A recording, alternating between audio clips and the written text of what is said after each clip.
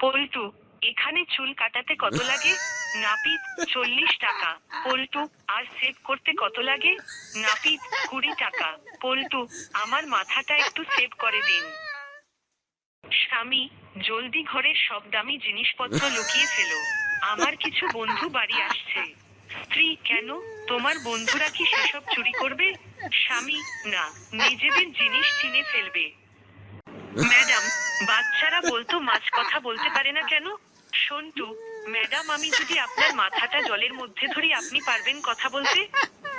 হিমালয় থেকে নয়, ওই দূর আকাশ থেকেও নয়, 7 সমুদ্র 13 নদীর ওপার থেকেও নয়, এই হৃদয়ের গভীর থেকে বলছি, ভীষণ ঠান্ডা লাগছে। হাবলু নতুন টেলিভিশন কিনছে। বাড়ি ফিরেই সে টেলিভিশনটা এক ড্রাম পানির ভেতর ডুবিয়ে দিল। ঘটনা দেখে ছুটে এলেন এক প্রতিবেশী। প্রতিবেশী, আরে, করছেন কি? হাবলু, হে হে, আর বলবেন না, নতুন টিভি কিনলাম। দোকানদার বলল, রঙিন টিভি। ভাবলাম, ব্যাটা ঠকিয়ে দিল কিনা, তাই পানিতে ডুবিয়ে দেখছিলাম রং উঠে যায় কিনা।